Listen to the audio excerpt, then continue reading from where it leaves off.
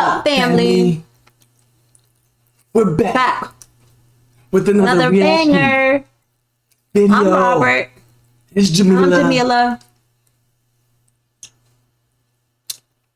Remember to like, share, and subscribe.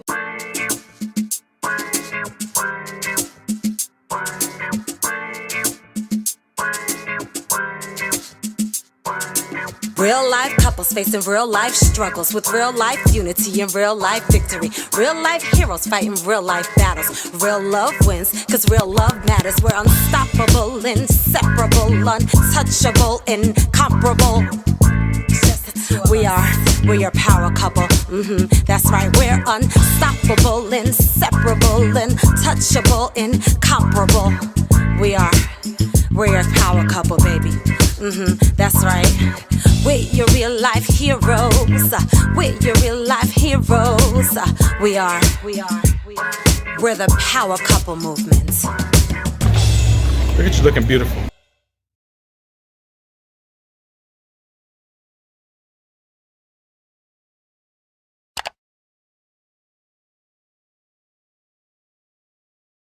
Like, share, and subscribe. Yes, I meant to say scare. Yeah.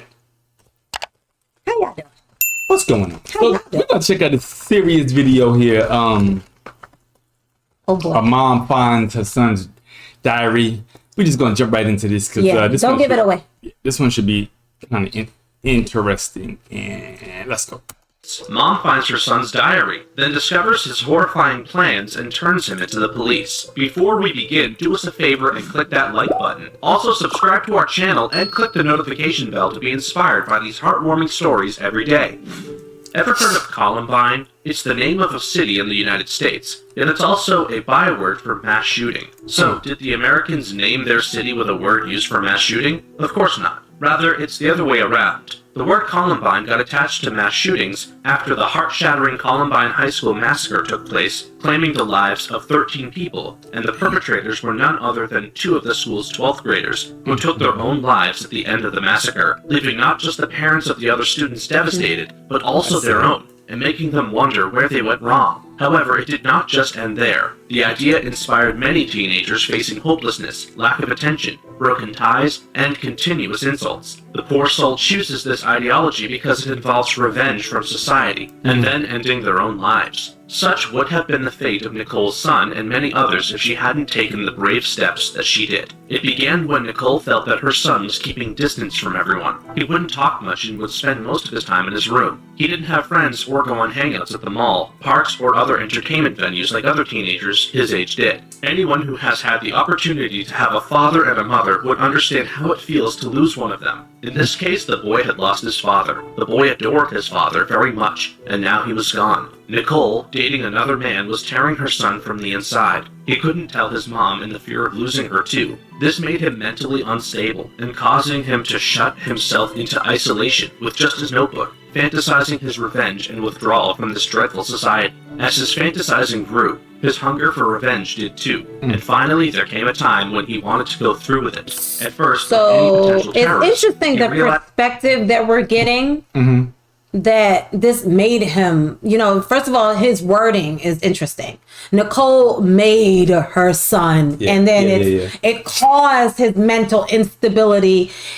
It'll cause emotional trauma typically, not necessarily mental mass murder, instability, and certainly not to that degree.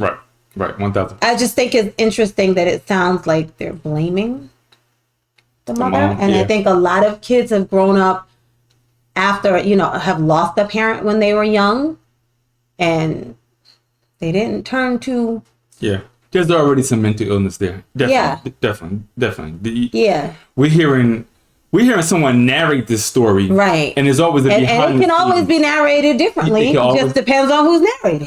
Correct. Yeah, I can't. First of all, let me say this to all the parents out there. Between my wife and I, we have 8 kids, and anybody who's raised teenagers into adults know that at any point in time, no matter what values you place in your kids, there's a possibility they're still gonna go left. Right, because they have free will. Because they got free will. And because of all the changes that take place in adolescence and even up until 20, 20 plus years old. Chemically, it's proven. Correct. Scientifically, it has been proven. Correct. But also, I found it interesting that they said, he spent a lot of time in his room. Well, that's normal nowadays, honestly. Yeah. That's normal nowadays. It started when we were younger, because that's when, video games came out. They were invented at that time. And then, now kids have so much technology that a kid being in his room a lot is pretty normal. Yeah. So it's a little bit scary. A little bit scary. Because, you hear this story and you're like, well, my kid is in his room a lot, but most kids are. Yeah. And I mean, this is such a big topic because we have kids. I hate the fact that kids start so young with cell phones, number one. Yeah. Because it's okay. Go ahead. Because it starts a little private world, and that's what we're talking about here. Yeah. And we don't know what they're thinking or what they're receiving from this. And you really, it is an uphill battle trying to supervise all of that activity because the internet is the beast. It is just a whole other beast. It's not like when we were growing up and it was like, I need to know who your friends are. I need to know exactly where you're going. I need an address. I need a phone number. I need a parent's name. Now it's so many people right there in their fingertips at any given time of the day. So supervising all of their activities is damn near impossible for even the best, most attentive parent. Yeah. That's just the fact. The fact of life. Yeah, very true. Very true. Realized that it's not easy to get your hands on firearms. This caused him to research some more until he hit the most dangerous story. A story which would always be hidden from dejected teenagers, the Columbine Massacre. This story became his ideology instantly. And not only that, but it also gave him ideas on how to build bombs and other explosives at home himself. However, to make the massacre classy and ironic, and to make himself remembered, he decided to do it on the date on which the Columbine Massacre itself occurred, and thus named it as the 21st anniversary of the Columbine Massacre. After all, what caused him sadness was the lack of attention, and this would get him plenty of it. But unfortunately for him, he stumbled across something unavoidable. Two inescapable things. First is the judgment of God, and the second is the love of a mother. Nicole was worried about her son's withdrawal from society. She wanted him to hang out with friends, play sports, and take part in activities, but her son would mostly avoid everyone and would just sit in his room. After making countless efforts to talk to her child, she finally decided to see what he indulged in so much that he wouldn't do anything else. Well, sadly, her haunting discovery turned her world upside down in just mere seconds. One day, after her son went to his school, Nicole decided to check out her son's room. There she came across something terrifying. A notebook full of deranged acts. Everything was written down by her little boy. Now, plans of mass murder. How many parents, I've heard a lot of parents say, I don't want to invade my child's privacy. Yeah. Okay. You live under my roof. You better invade their privacy. You got that right. You got that right. Are they grown? No. Are they grown? No, I'm sorry. Y'all can say what y'all want to say. That is your job. That's your job. Yeah. That's your freaking job. Yeah. You don't want to 1,000%. invade their privacy. 1,000%. The hell? 1,000%. What privacy did I have as a damn Okay. You got that right. Anyway. Leaving no survivors and even murdering his mother, Nicole was utterly shocked. Shit. It seemed as if the devil was speaking directly through the notebook. She knew that the boy was going through a tough time, but she had never imagined that it had turned into such a bad state. Nicole went and sat near the telephone, wondering if she can report her son, her very own blood. The decision was extremely tough on her. She just sat and contemplated for a while, trying to fight her maternal instincts to make the right decision. Then, alas, Nicole picked up the phone. Bursting into tears, she hesitantly called 911. What a courageous woman. On the 17th of September in 2019, her son was arrested after he returned home from school. What she did was indeed the bravest thing one could do as a woman and, as well, a mom. The struggle she had to go through while making the decision could be seen in the interview she gave to a news channel, in which she couldn't hold in her tears. In her position, a normal traditional mom would have not reported to the cops to save her kin. But Nicole did a favor to humanity, disregarding all her maternal instincts, and this was the right thing to do, as any pressure or punishment from the mother herself would have had disastrous consequences. At least now he will get professional help, which is integral for people suffering from mental illness. Not just that, due to Nicole's heroic actions, she saved the school from a potential massacre. She is indeed a true hero, esteemed by the cops and, as well, the school. At the end, where we show the world all kinds of benefits of the internet, we also ought to show this side of the internet too. Proper parental supervision can stop kids from having access to such incidents and information that might instigate something evil inside of them. It allows previous massacres to be repeated and new dark ideals to be formed. If it wasn't for the courageous mother, this would have been another massive massacre. Such incidents shouldn't be exposed to the weak-minded. They should either be hidden or should be told with supervision and proper guidance, since it just burns the fire of revenge in the hearts of the distressed. Thank you for watching. Tap one of the 2 videos on your screen and stay tuned. Wow. I applaud her. Now in this case, he had some plans, very violent plans, right? Yeah. But back to invading your kid's privacy. What if they're depressed? What if they're depressed? What if they're having thoughts of committing suicide? Yeah. So, yeah, it's almost like, listen, your job is to parent. That's all I got to say. And so that means that a lot of times what you have to do as a responsible parent is not going to be favorable to the child. Correct. Okay. Correct. 1,000%. You do your job regardless. Yeah. Regardless. Listen, parenting is one of the hardest jobs on the planet that you never get paid for. And to all the parents that have lost kids, they can't pay you enough. Yeah, to all the parents that have lost kids, to all the parents that have been through the struggle that your kids didn't follow in the footsteps that you tried your best to lay out, we feel you on that one. Kids who just act like they've had the worst parents and they don't understand in their immaturity that they actually had an exceptionally good parent. Correct.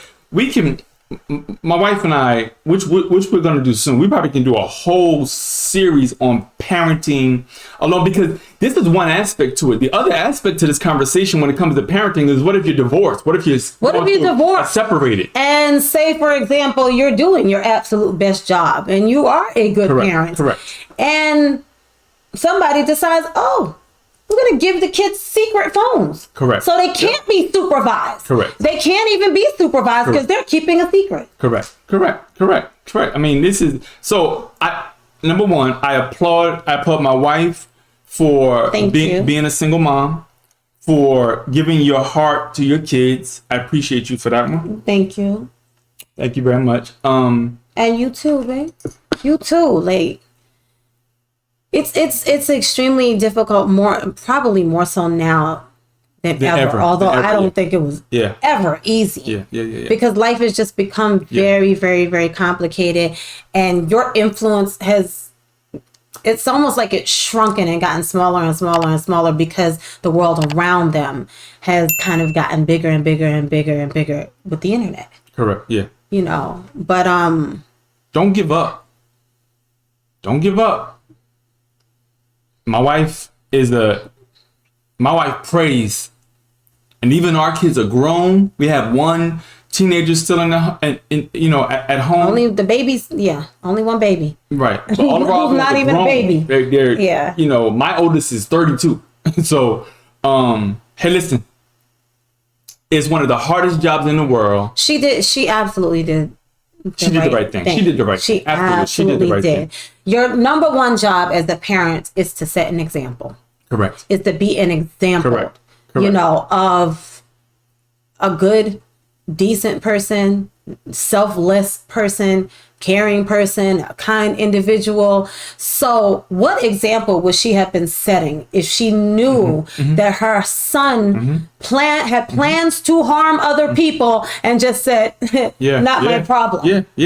So honestly, if he ever, if his mental illness is ever taken care of properly and he's doing better in the future, I believe that he will be able to look back and say, wow. He will have a different perspective, and his mother will have been the example that he needed, even though she did something that he did not like. Correct.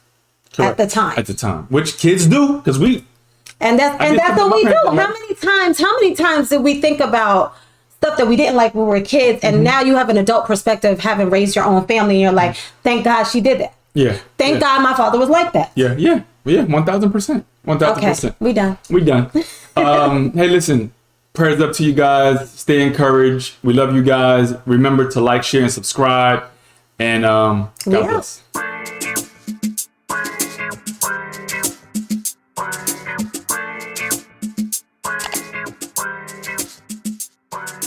Real life couples facing real life struggles with real life unity and real life.